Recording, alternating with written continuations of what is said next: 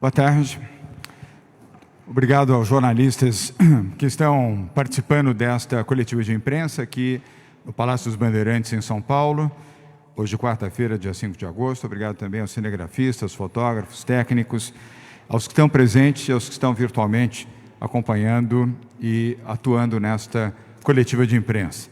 Aqui ao meu lado, Bruno Covas, prefeito da capital de São Paulo, Jean Gorenstein, secretário de Estado da Saúde, José Medina, novo coordenador do Centro de Contingência do Covid-19, nosso Comitê de Saúde, Geraldo Repli, membro do Comitê do Centro de Contingência Covid-19, João Gabardo, coordenador executivo do Centro de Contingência do Covid-19, e também os secretários de Estado de Turismo, Vinícius Lumertz, Patrícia Ellen, Desenvolvimento Econômico, Ciência e Tecnologia, e Marco Vignoli, secretário de Desenvolvimento Regional.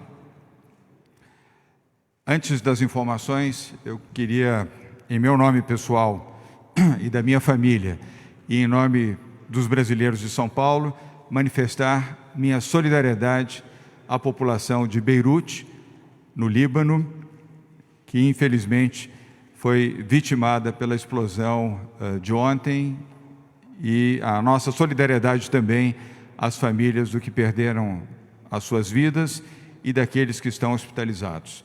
E, em especial, também a comunidade libanesa aqui no estado de São Paulo e, principalmente, aqui na capital de São Paulo. É a maior comunidade libanesa fora do Líbano. Bruno Covas e eu temos grandes amigos de origem libanesa, amigos, inclusive, que estavam no Líbano por ocasião dessa explosão ontem. Portanto, a minha solidariedade pessoal, acho que falo também em nome do Bruno Covas, a todos que desta comunidade estão entristecidos e solidários. Segunda mensagem é homenagem aos médicos e à população consciente do estado de São Paulo. Nestes últimos 5 meses, eu pessoalmente tive a oportunidade de conviver como nunca com profissionais da medicina aqui no estado de São Paulo. Sejam os que compõem o Comitê de Saúde, sejam os que atuam nesta área de saúde pelo governo do estado de São Paulo e pela prefeitura de São Paulo, e isso aumentou em muito o respeito que tenho por estes profissionais. São, de fato, heróis diante de uma pandemia e uma situação tão triste, tão difícil e tão dura, que vitimou milhares de brasileiros aqui em São Paulo. A união da ciência, do governo do estado, das prefeituras e da população, e, sobretudo, dos profissionais da medicina, ajudou a salvar milhares de vidas em São Paulo. Todos tiveram o seu papel e continuam tendo para a proteção à vida e à saúde. E em São Paulo seguimos e continuaremos seguindo o que determinam os especialistas do Centro de Contingência da Covid-19.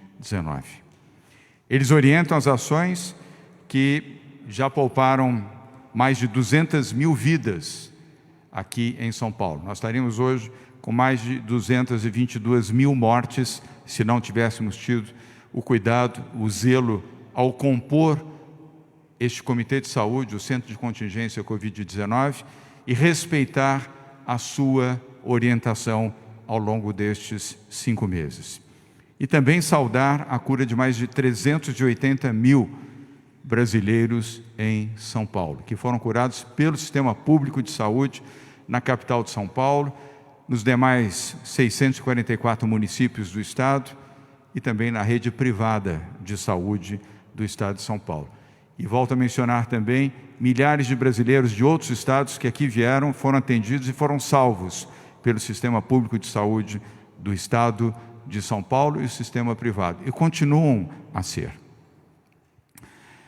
Nós, sim, estamos indicando, e vocês verão isso hoje mais uma vez, uma queda no número de internações, de ocupações de UTIs e também de óbitos.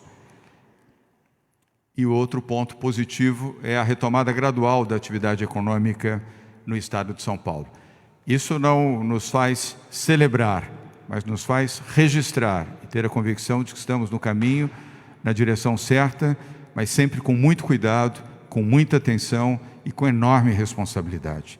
Precisamos levar a curva para baixo e, para isso, precisamos também da população, daqueles que estão em casa nesse momento nos assistindo, para a sua própria proteção, a proteção das suas famílias e dos seus amigos e vizinhos.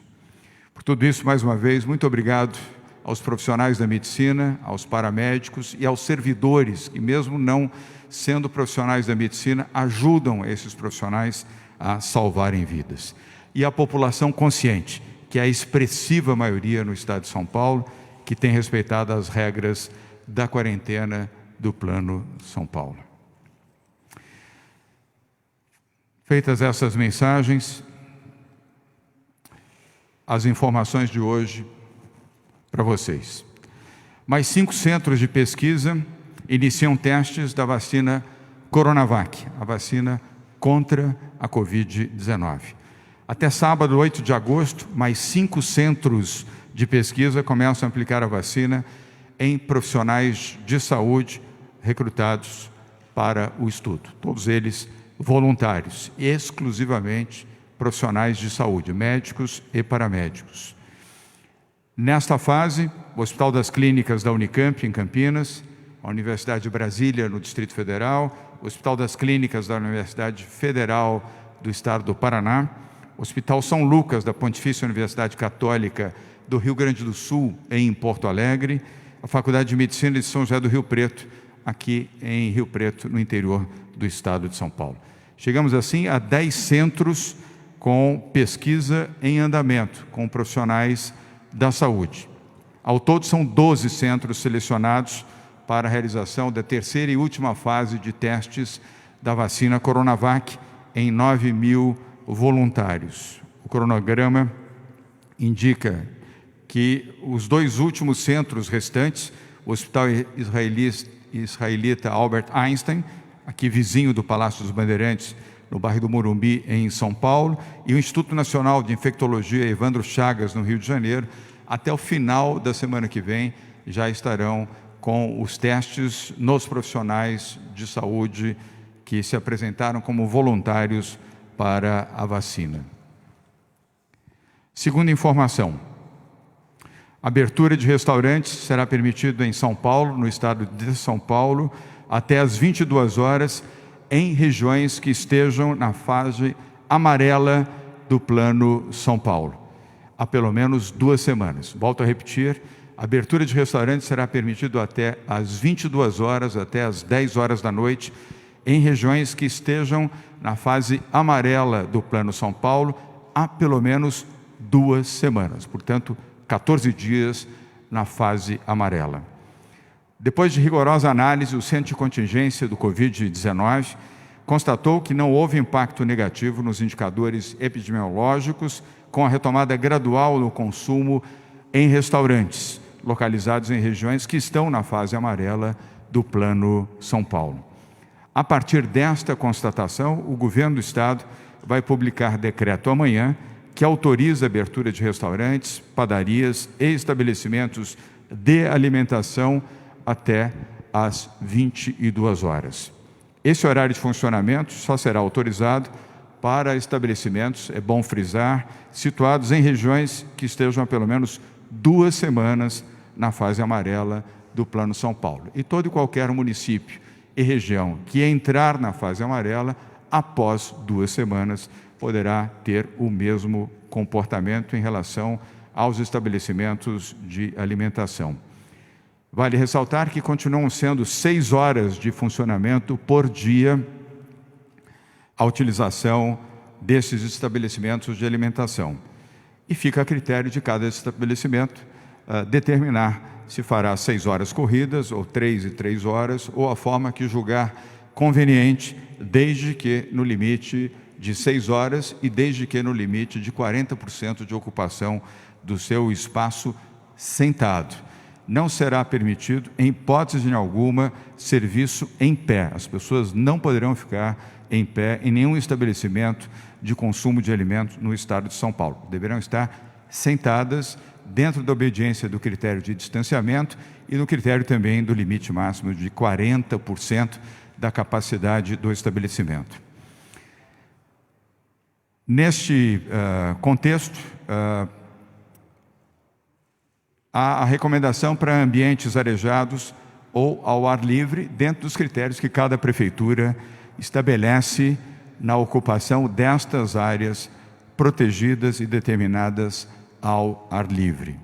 No estado de São Paulo, funcionam aproximadamente 200 mil restaurantes, padarias, bares, estabelecimentos de consumo de alimentos e empregando 800 mil pessoas.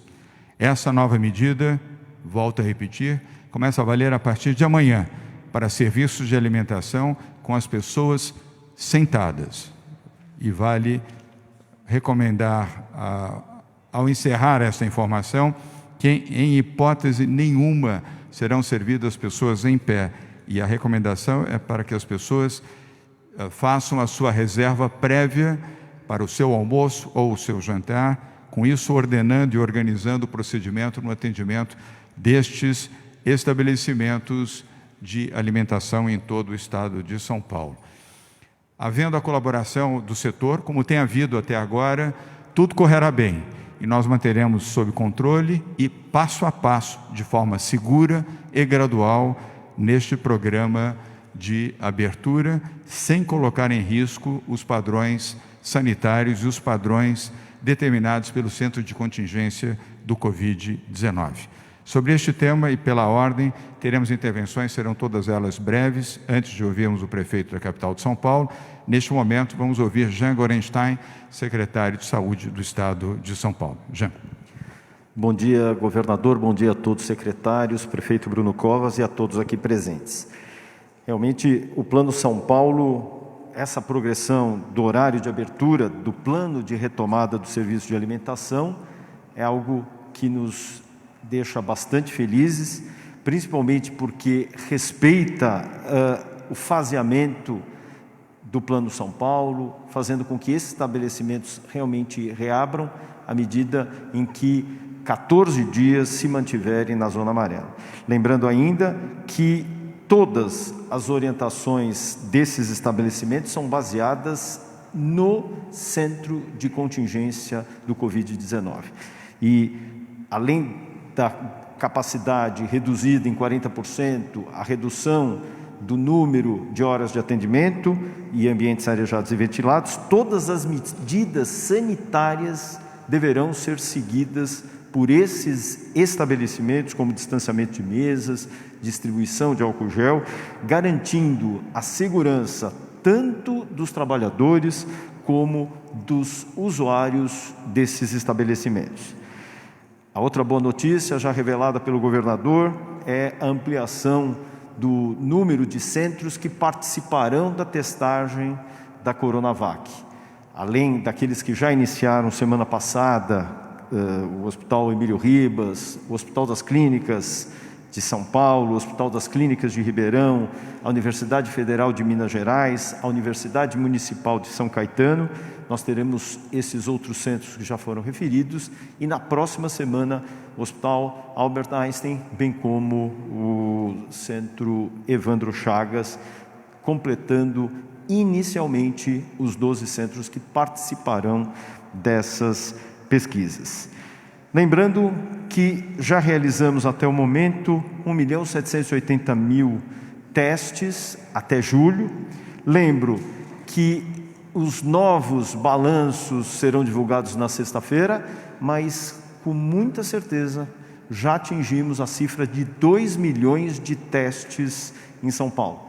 O estado de São Paulo é o estado que mais testa no país, correspondendo a 25% de todas as testagens. Mais de 500% de aumento de testagem de maio a julho, 2 vezes o número daqueles testes que foram realizados na primeira quinzena do mês de julho, mostrando essa elevação em 20 vezes mais testagens, desde o início da testagem em março de 2020, mostrando sim que hoje passamos de 900 testes dia para aproximadamente 21 mil testes, chegando em alguns momentos até a se elevar essas cifras. Estamos fazendo vários modelos de testagens quilombolas, algumas comunidades carentes, alguns sistemas de drive-thru, fazendo então com que nós possamos estabelecer e utilizar alguns modelos que têm sido muito bem empregados e dessa forma não só detectando pacientes novos com sintomas leves, mas isolando aqueles no seu entorno, sejam os contactantes, próximos, familiares, ambientes de trabalho. E há alguns exemplos que eu gostaria de considerar e parabenizar, que são esses exemplos que nós levaremos para todos os 645 municípios do estado de São Paulo, que foram algumas medidas estabelecidas tanto pelo município de São Paulo e no ABC paulista, e parabenizando aqui Dr. Geraldo Hepler, que é um dos responsáveis especialmente pela vigilância em São Bernardo do Campo. São Bernardo do Campo teve, com essas medidas de detecção precoce de casos, isolamento dos contactantes, uma diminuição de 11% nas internações, 50% no número de óbitos. O município de São Paulo, parabenizando Dr. Edson Aparecido pela nobreza com que conduziu a epidemia nesse momento, especialmente no local que foi o epicentro da epidemia no país, teve uma diminuição nessa última semana epidemiológica em 5% das internações e uma redução de 4% de óbitos agora, essa semana epidemiológica, com resultados até mais elevados em relação às semanas anteriores, mostrando também o impacto dessas medidas que nós chamamos preemptivas profiláticas. Lembro que houve uma queda da ocupação dos leitos de unidade de terapia intensiva no estado, 60% de queda na média do estado, a Grande São Paulo 58,7%. Nós tivemos, o primeiro diapositivo, por favor. Nós tivemos 9.676 casos novos desde ontem, acumulando uma queda de 3,8% nas internações, 13% no número de óbitos. Nós temos que ficar bastante atentos que estamos, especialmente nos observando e fazendo observar o número de óbitos que hoje foi expressivo, lembrando que a média móvel dos 7 dias se manifesta numa tendência de queda, mas de toda forma a média móvel deve ser levada nos últimos 7 dias. Tivemos no final de semana e segunda-feira os menores índices do mês, justificando então o que nós encontramos hoje na quarta-feira. É claro, como disse, estamos atentos, porque esse é um índice importante para que a gente possa avaliar o impacto na classificação das regiões do Plano de São Paulo. Próximo, por favor. Como disse, nós tivemos 9.676 casos relacionados e confirmados. Próximo. Mantendo, independente de toda forma, dentro da projeção da primeira quinzena epidemiológica, nós estamos com os números dentro das médias estabelecidas, tanto em termos de número de casos, próximo, quanto também em número de óbitos. Volto a dizer, estamos atentos para que medidas possam ser estabelecidas de uma forma muito mais precoce. Obrigado. Obrigado, doutor Jean. Vamos agora ao Medina, José Osmar Medina, que é o coordenador do Centro de Contingência, mais especificamente sobre o tema da liberação feita a partir de amanhã e que será publicado no Diário Oficial com relação à alimentação. Ele que é o novo coordenador do Centro de Contingência Covid-19. Ele já era membro, agora dentro do sistema de rodízio, passa a ser o seu coordenador por esta próxima quinzena. Medina. Boa tarde, muito obrigado, governador. Então, mais uma vez, reforçando essa decisão que foi aprovada pelo Comitê de Contingência do Covid, que é a extensão do horário de atendimento de restaurantes, do limite de 17 para as 22 horas, depois de 2 semanas na fase amarela. E na data da reclassificação, ele se mantém na fase amarela. Então, para que essa extensão possa ser feita, Os restaurantes precisam estar numa região que esteja na fase amarela por pelo menos 14 dias e no momento da reclassificação para as 2 semanas seguintes, ele se mantenha na fase amarela. Muito obrigado.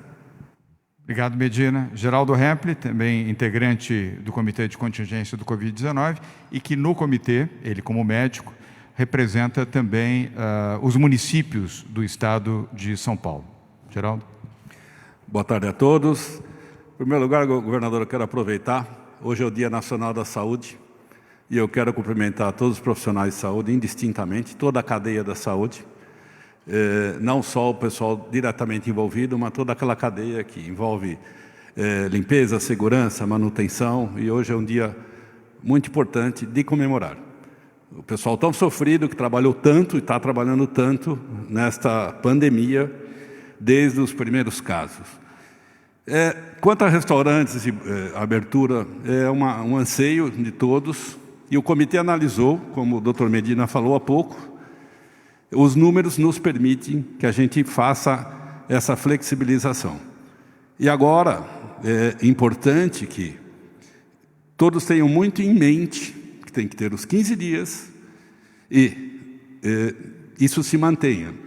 Com essas medidas, como o doutor Jean colocou, de tal forma que a gente não tenha que regredir. E eu acho que isso é muito ruim se acaso acontecer. Se os casos lá na frente aumentarem, óbitos aumentarem numa proporção muito alta, isso vai ter que voltar para trás. E isso é muito importante que o Plano São Paulo prevê. Ele dá essa flexibilização, mas ao mesmo tempo, quem não cumprir ou tiver alguma coisa, volta para trás. Então eu faço votos aqui, quero cumprimentar todos os secretários municipais de saúde do estado de São Paulo, 645 municípios, que estão carregando essa batalha a ferro e fogo. Obrigado, governador. Obrigado, Geraldo. Vamos agora ao João Gabardo, coordenador executivo do Comitê de Saúde. Gabardo. Boa tarde, governador. Boa tarde a todos. Eu queria lembrar um conceito que foi apresentado no Plano de São Paulo, já lá no início, que significa a fase 3, que é a fase amarela, que é a fase de flexibilização. Essa é uma fase em que a gente considera que a epidemia está sob controle e que a gente pode liberar gradativamente determinadas atividades. São Paulo, a capital de São Paulo e as regiões que estão em amarelo têm essa característica. A epidemia está sob controle. Os nossos indicadores servem para isso, para que nós possamos detectar quais são os locais em que a epidemia está controlada. E nessas fases, não existe nenhuma alteração substancial na recomendação do centro de contingência. Nós continuamos com a orientação de que os restaurantes têm que continuar funcionando com a capacidade máxima de 40% e que possam funcionar durante 6 horas diárias. O que estamos ampliando é o horário de funcionamento. Ele poderá optar e funcionar até mais tarde. As recomendações gerais continuam as mesmas. Todos os protocolos continuam os mesmos. As pessoas devem ter distanciamento, devem utilizar álcool gel, devem fazer higienização das mãos. E uma recomendação: o centro de contingência não acha que seja razoável e prudente que nessa fase as pessoas, os idosos e as pessoas com doenças crônicas façam o uso dessa flexibilização. Não há recomendação para que um idoso ou para que uma pessoa com doenças crônicas vá participar, vá jantar, vá nesses restaurantes, mesmo com essa flexibilização. Isso é uma medida importante de prudência. Tá? O risco de uma pessoa idosa participar de uma situação como essa expõe a uma maior possibilidade de aquisição, de transmissão do vírus. Então não é porque ela vai oferecer algum risco para as pessoas que estiverem lá, mas ela se submeterá a um risco maior se ela participar de pequenas aglomerações, pequenos eventos onde haja uma possibilidade de contato maior com outras pessoas. Então eu acho muito prudente essa recomendação do centro de contingência. Obrigado, governador. Obrigado, Gabardo. E agora vamos ouvir o prefeito da capital de São Paulo, Bruno Covas. Bruno. Boa tarde a todos. Queria, em primeiro lugar, somar aqui as palavras do governador João Dória em relação a comunidade libanesa. A cidade de São Paulo abriga uma das maiores comunidades libanesas do mundo. Eu não sou descendente de libanês, mas meu filho Tomás é descendente de libanês por conta do seu avô materno. Então, não posso aqui deixar de prestar também a minha solidariedade em nome da minha família. O governo do Líbano decretou 3 dias de luto oficial, começando a partir de hoje. Então, a cidade de São Paulo, em respeito, em solidariedade, vai, durante esses 3 dias de luto oficial, iluminar das cores do Líbano, as cores branco, verde e vermelho, 4 prédios públicos: o edifício Matarazzo, sede da Prefeitura de São Paulo, o viaduto do Chá, a ponte Otávio Frias, a ponte estaiada aqui na Marginal e a biblioteca Mário de Andrade. Dessa forma, a cidade de São Paulo presta suas condolências e solidariedade à comunidade libanesa. A cidade de São Paulo tem características especiais, merece sempre um tratamento diferenciado. Aqui, a nossa vigilância sanitária tem orientado a Prefeitura em todas as ações que a gente vem estabelecendo desde o início da pandemia. E não tem sido diferente nesse momento de flexibilização. A vigilância sanitária nunca viu aqui no município qualquer tipo de problema em abertura de bares e restaurantes até às 22 horas. Tanto que o protocolo assinado com a Prefeitura, com o setor, não vai precisar ser refeito, porque já previa o atendimento até às 22 horas. A gente fica feliz que agora o Centro de Contingência vê da mesma forma para todo o estado de São Paulo. Aqui também nunca foi proibido o uso de ar livre, o uso de mesas ao ar livre, em varandas, em quintais, todos os estabelecimentos, como bares e restaurantes, que podem funcionar, também podem funcionar ao ar livre. A proibição colocada pela Vigilância Sanitária aqui do município é em relação às mesas nas calçadas. E é exatamente por isso que a gente vai lançar um projeto piloto. Assino hoje o decreto que será publicado no Diário Oficial de amanhã, autorizando o início das obras do projeto piloto. E por que esta recomendação da vigilância sanitária? Primeiro, por uma questão cultural. O paulistano é, sem sombra de dúvida, um povo que gosta de confraternizar, que gosta de estar junto.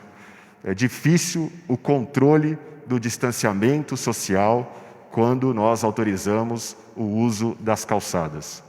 Segundo, porque as calçadas da cidade de São Paulo são calçadas mais estreitas, em sua média, do que em outras grandes capitais europeias ou americanas. E, portanto, ao cumprirem também a sua função de mobilidade na cidade de São Paulo, nós temos muitas vezes um conflito entre o uso das mesas e os pedestres que por ali passam. Dessa forma, esse projeto piloto vai permitir à Prefeitura de São Paulo definir e testar regras para a ocupação das calçadas, visando esse compartilhamento entre o uso das cadeiras e os pedestres. Vai permitir também o atendimento às normas de higiene, de limpeza e de distanciamento social. E, é claro, ampliar a capacidade de atendimento dos bares e restaurantes. Nesse projeto piloto, nós vamos autorizar o uso do passeio público, das áreas destinadas a estacionamento de carros, para que esses estabelecimentos possam, através de parklets ou outros instrumentos, construírem espaços para aproveitamento desses locais, para colocar as mesas, definindo exatamente quem são os estabelecimentos responsáveis por aqueles espaços e, dessa forma, um acompanhamento mais próximo da área da vigilância sanitária. É a partir deste projeto piloto que nós vamos testar esta possibilidade, da mesma forma que a gente vê em Paris, em Milão, em Nova York, para poder replicar aqui na cidade de São Paulo. Próximo. O projeto vai se dar ali no centro da cidade de São Paulo, na rua João Paulo Mantovan Freire, na rua Bento Freitas, entre a Marquês de Tu e a Epitácio Pessoa, na rua Major Sertório e na rua General Jardim, entre as ruas Araújo e Rego Freitas. São um total de 32 estabelecimentos que nós temos nestas 4 ruas, que estarão autorizados a construírem esse espaço. Não há nenhum recurso público envolvido, o investimento é 100% privado, o único recurso público envolvido é que nós estamos, nesse momento, isentando da cobrança de TPU, até porque, a qualquer momento, não dando certo, nós vamos desautorizar o uso desses espaços. Então, até que a gente tenha regras claras e que a gente dê a garantia de que, com o pagamento do TPU, ele vai poder usar aquilo pelos próximos 12 meses, nós não vamos cobrar nesse momento. Então, eles estão sabendo desse risco que eles correm de fazer investimento e, eventualmente, daqui a alguns dias, a vigilância sanitária entender que não deu certo e é preciso retroceder. Da mesma forma que, se der certo, nós vamos poder ampliar esse tipo e esse exemplo para toda a cidade de São Paulo. Muito obrigado, boa tarde a todos.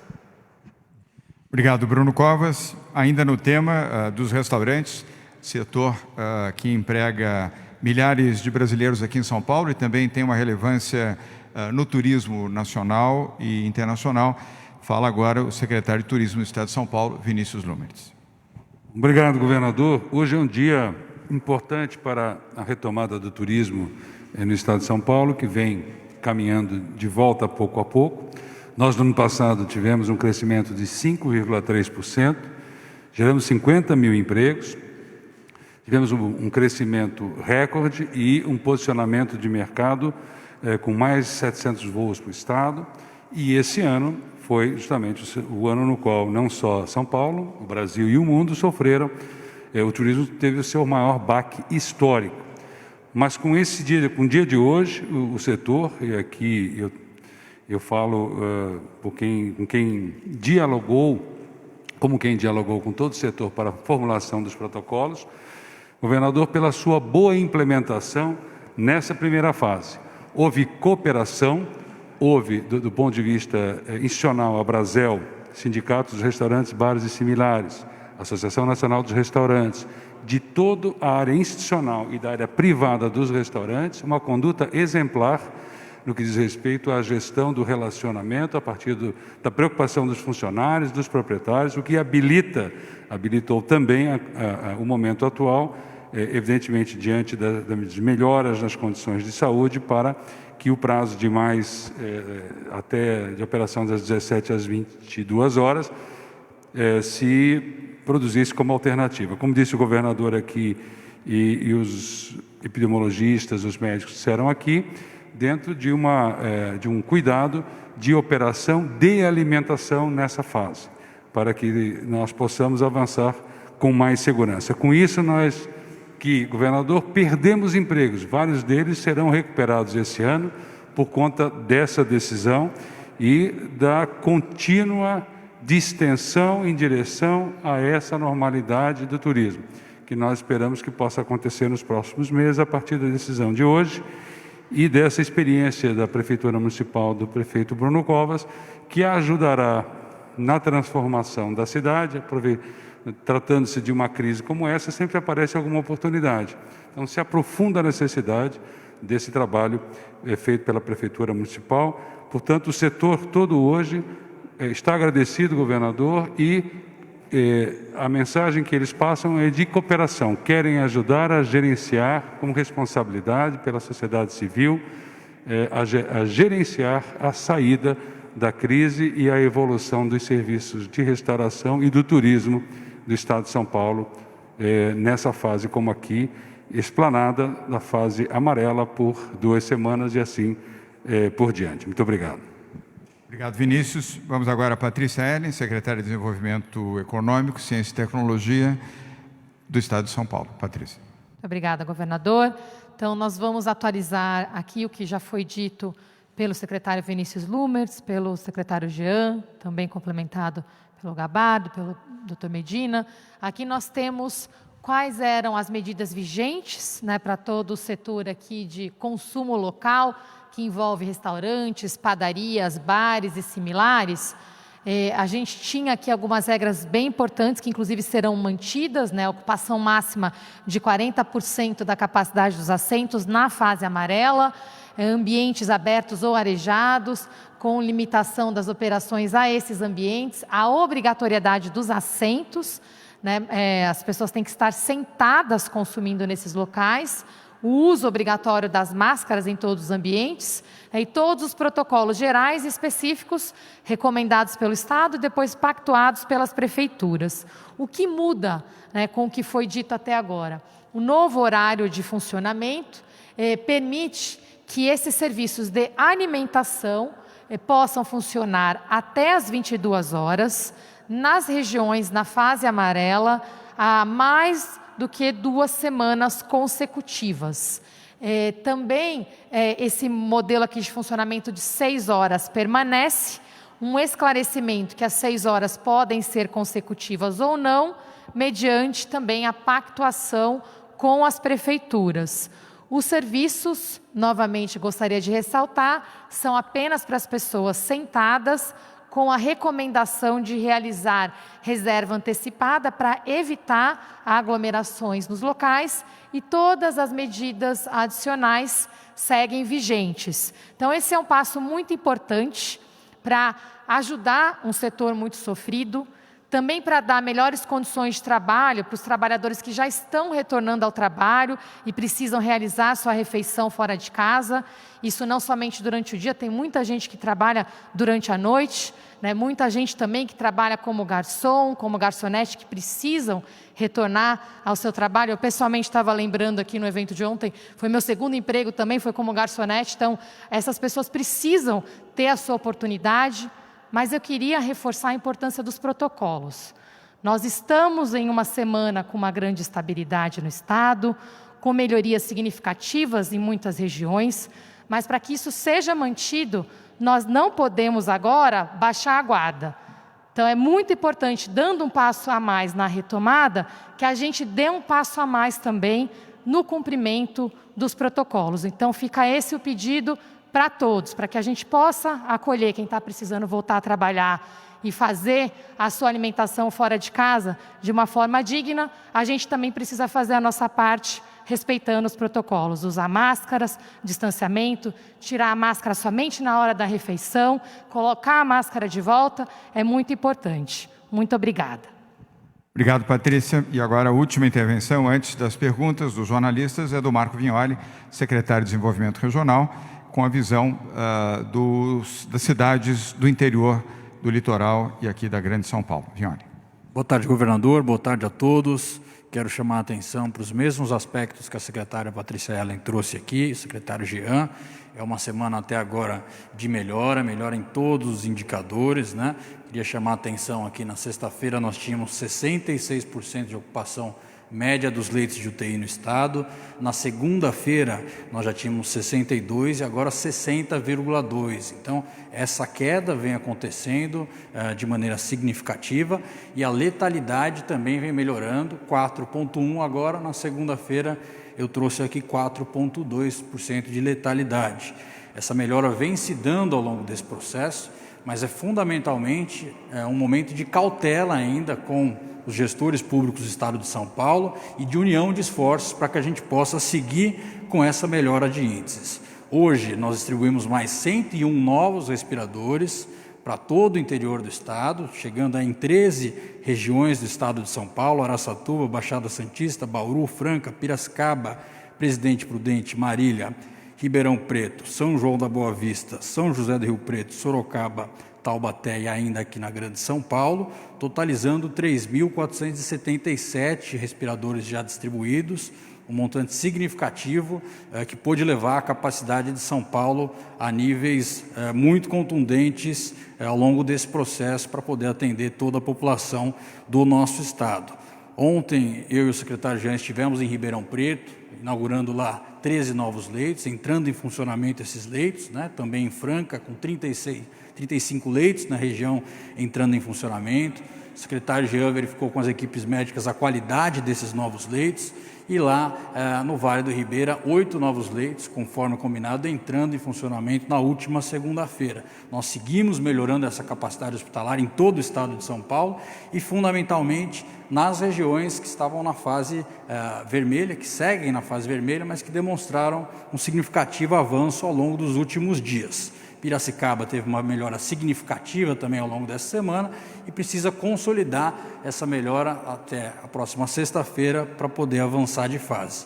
Hoje nós estamos encaminhando para todos os municípios do estado de São Paulo a ampliação do programa de rastreamento. Nós iniciamos com Araraquara, Bauru e São Bernardo do Campo um processo de rastreamento de contágios e hoje o processo de adesão das cidades, das 645 cidades dos municípios de São Paulo, seguem à disposição para que a gente possa aumentar o rastreamento de contatos aqui em todo o estado de São Paulo. Mioli, muito obrigado. Vamos agora às perguntas, pela ordem TV Record, CNN, TV Cultura, SBT, Rede TV, o Portal IG e TV Globo, Globo News. Pela TV Record, Emerson Ramos. Emerson, boa tarde, bem-vindo. Sua pergunta, por favor. Boa tarde a todos. A minha pergunta é sobre o retorno às aulas presenciais. O secretário municipal aqui de São Paulo já disse considerar improvável que se tenha o retorno das aulas no dia 8 de setembro. Prefeitos de cidades da Grande São Paulo já decidiram ou consideram a possibilidade de só terem aulas presenciais no ano que vem.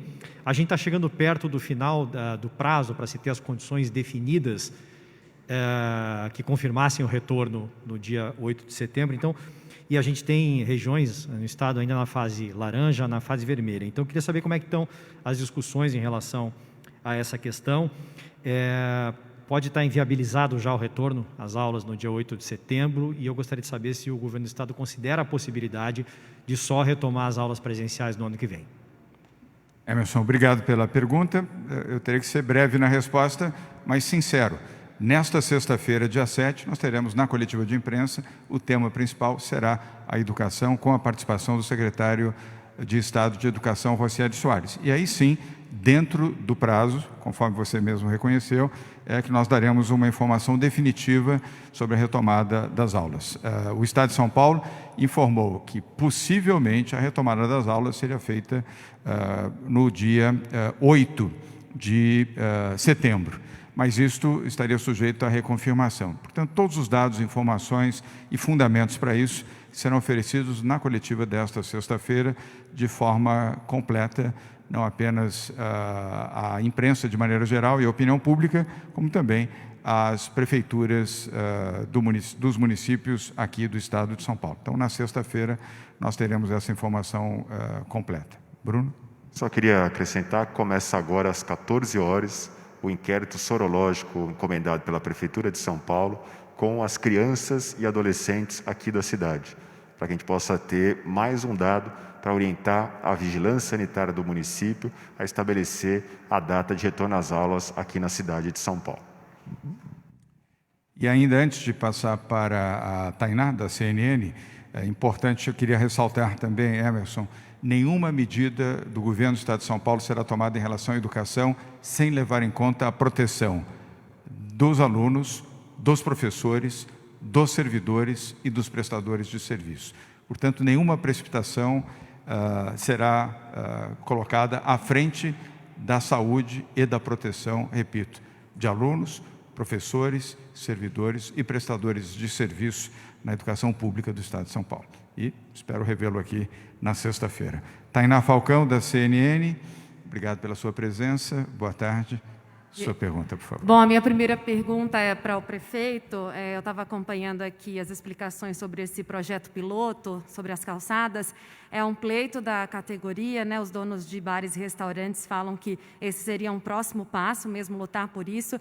Queria que o senhor entrasse um pouco mais em detalhes em relação a quanto tempo que vocês vão ficar avaliando e quais são, o que é decisivo nessa avaliação para tornar esse projeto, então, permanente e estender para outros lugares. Para o secretário de Turismo, eu queria saber se já há uma avaliação de impacto dessa medida anunciada hoje, agora com a extensão de horário dos bares e restaurantes. Impacto financeiro, claro.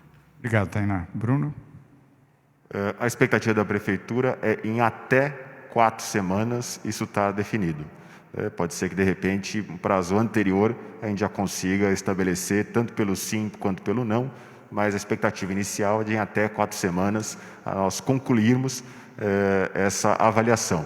4 semanas a partir do funcionamento, né? Hoje, com o decreto publicado no Diário Oficial a partir de amanhã, eles estariam autorizados a prepararem as calçadas, a prepararem os parklets, e aí o prazo de início vai depender agora do tempo que eles vão levar para deixar isso funcionando. A partir do momento que começar a funcionar, o prazo máximo estabelecido pela Prefeitura é de em até 4 semanas a gente definir se isso pode ser replicado ou não para toda a cidade.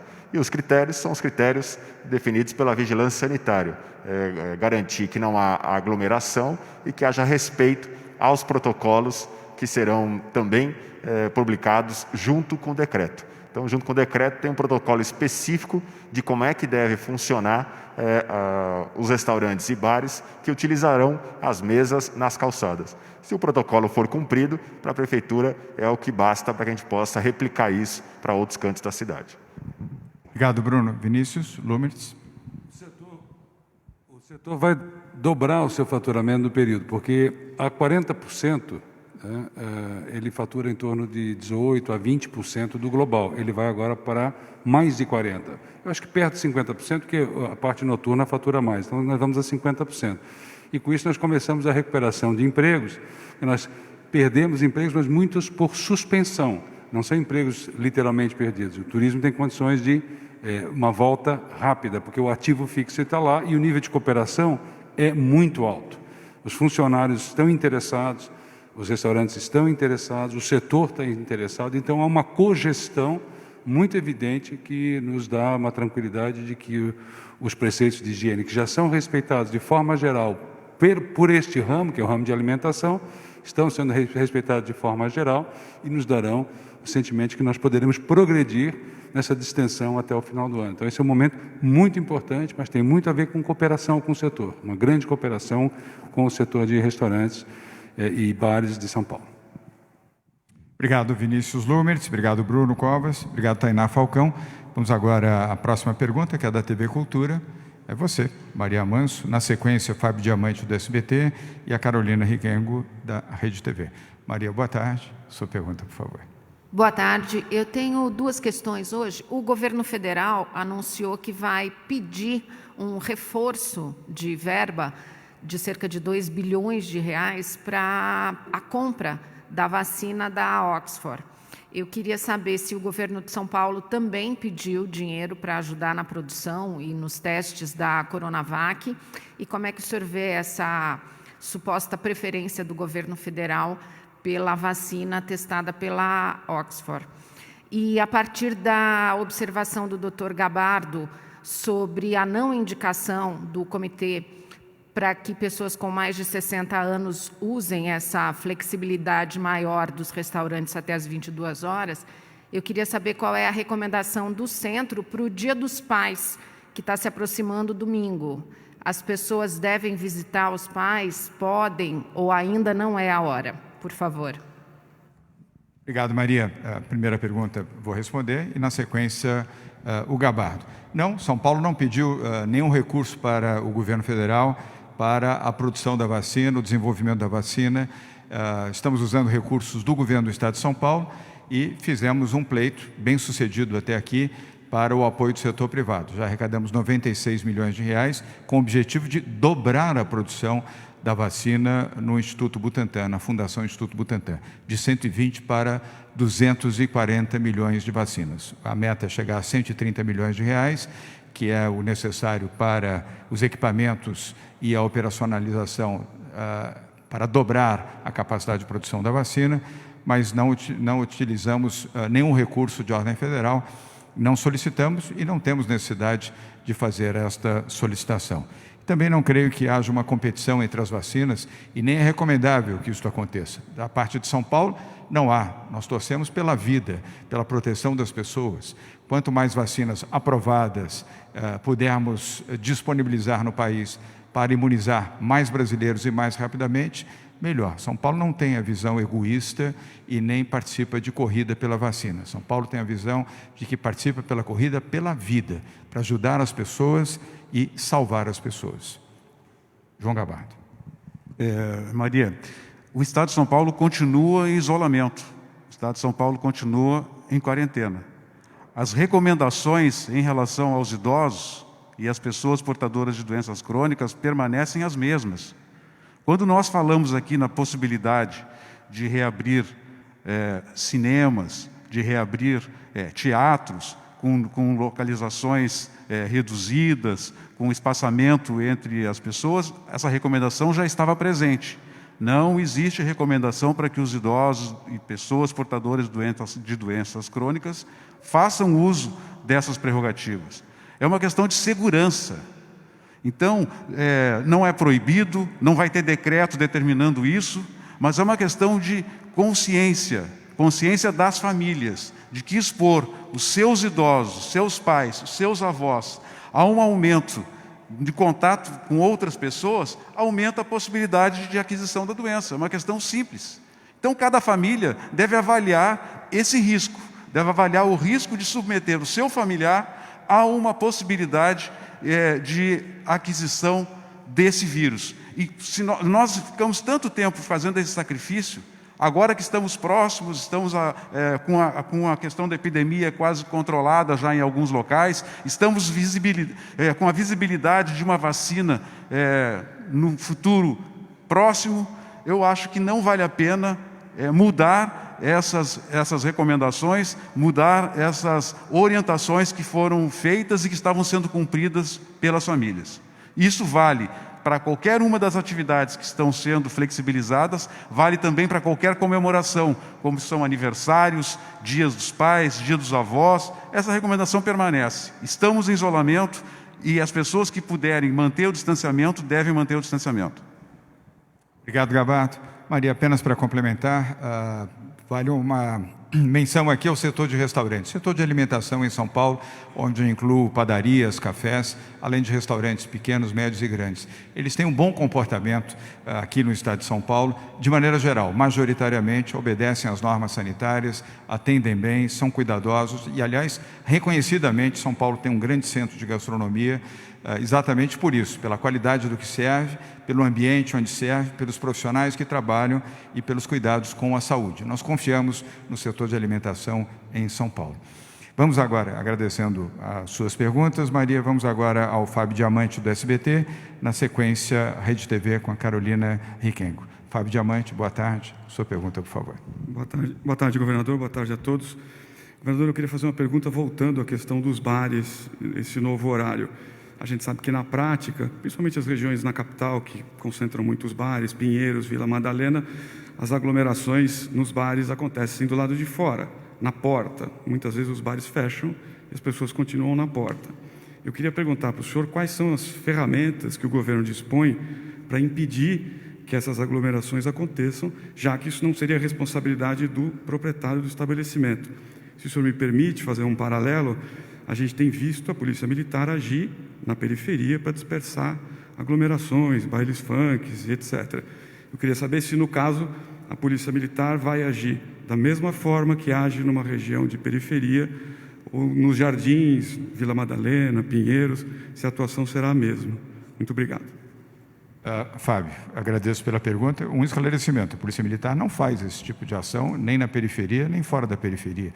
Quem faz esta ação é a fiscalização sanitária do município. especificamente o município de São Paulo, sempre que necessário, com o apoio da fiscalização sanitária do governo do Estado de São Paulo. Mas essa é uma função municipal, não é uma função policial.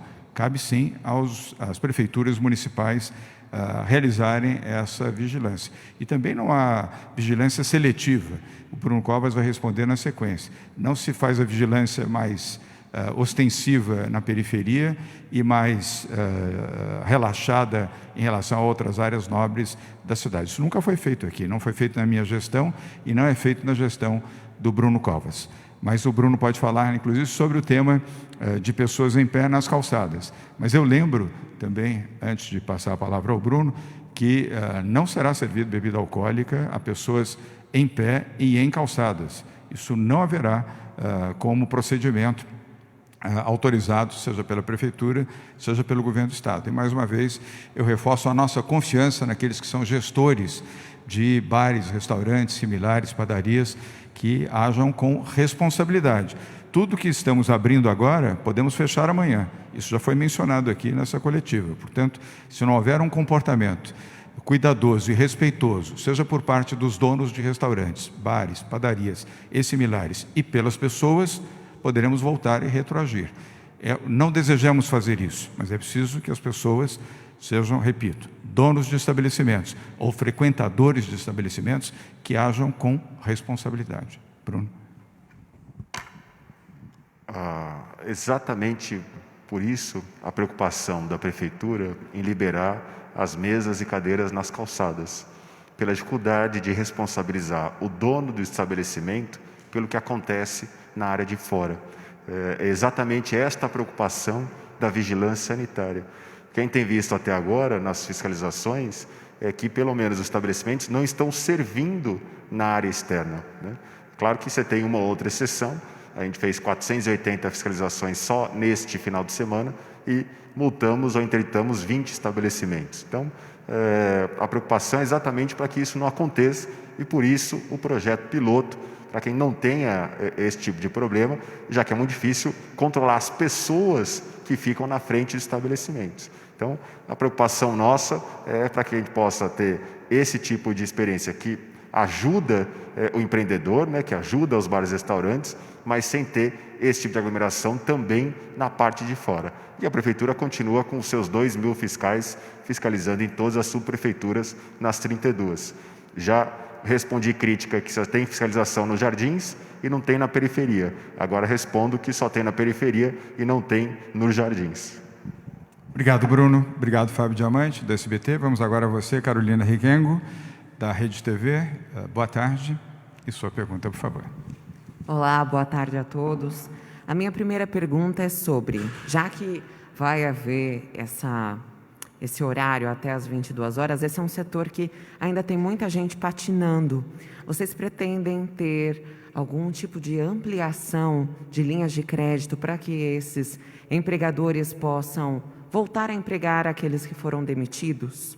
A minha segunda pergunta é que é para a saúde, existe um estudo que coloca uma perspectiva, uma chance de que a pandemia dure de 12 a 18 meses, porque, afinal de contas, quando a vacina for disponibilizada a todos, não será possível colocar para todo mundo ao mesmo tempo. Queria saber o que vocês pensam a respeito dessa possibilidade. Obrigada.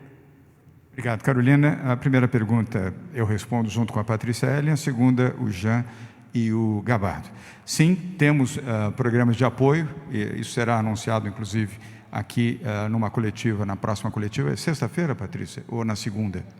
Na segunda-feira da próxima semana, todos os programas de financiamento do Governo do Estado de São Paulo, pelo Banco do Povo e pelo Banco Desenvolve São Paulo, inclusive em detalhes, mas sim, temos um programa de apoio, de financiamento ao microempreendedor, sobretudo aquele microempreendedor do setor de alimentação, mas também de outros segmentos da economia. Patrícia?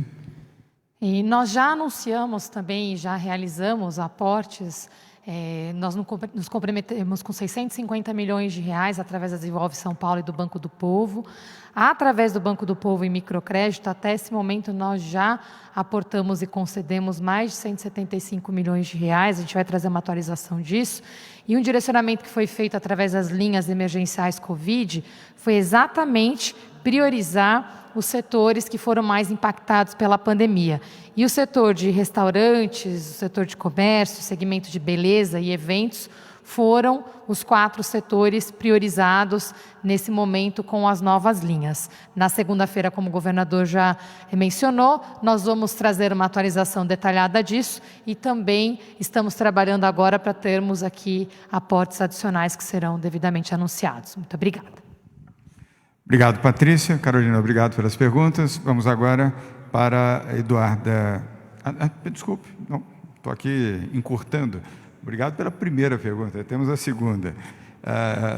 Jean, vamos à resposta no tema da saúde e o Gabardo também, que eu já havia anunciado previamente. Carolina, é muito importante a gente lembrar que o coronavírus, assim, eu costumo sempre fazer uma analogia. Em 2009 nós tivemos uma pandemia também de um vírus respiratório, que era o H1N1.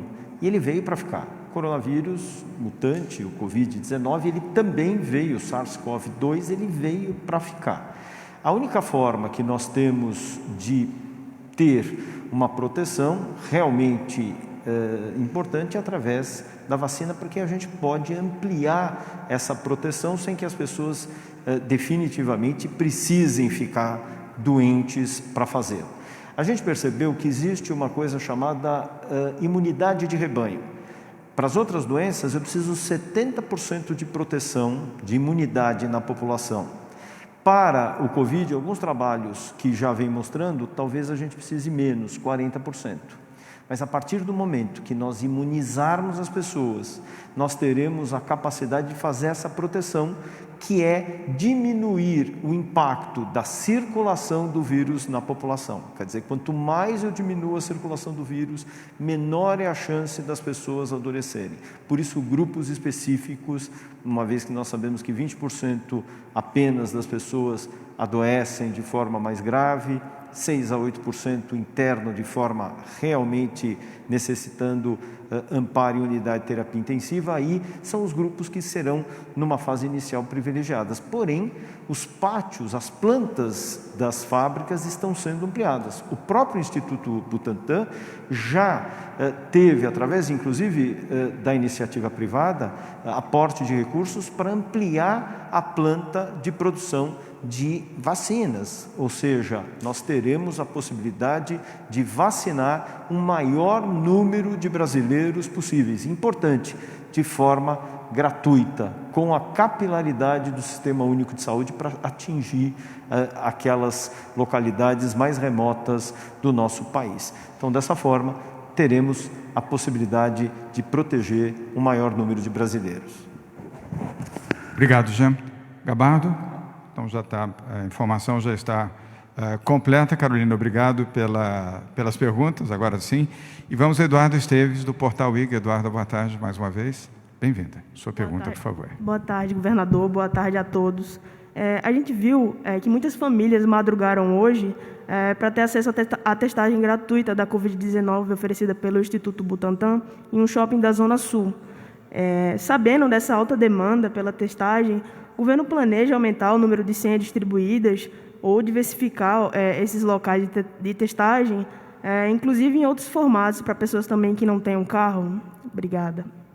Obrigado pela pergunta, bastante interessante. Eduardo, eu vou pedir ao Jean Gorenstein, nosso secretário de Saúde, e com comentários também do José Osmar Medina, o novo coordenador do Centro de Contingência Covid-19. Jean. Eduarda, muito obrigado sempre pela tua presença aqui nas nossas coletivas. É importante que a gente vacine cada vez mais. O maior número de pessoas deve sim vacinado e com os vários formatos, como eu disse, seja nas comunidades, seja num esquema drive-thru, mas nós temos que lembrar que quando você fala esquema drive-thru, você está permitindo e privilegiando alguns que têm carro, outros não. É o que hoje nós estamos fazendo na região do Vale do Ribeira, em Registro.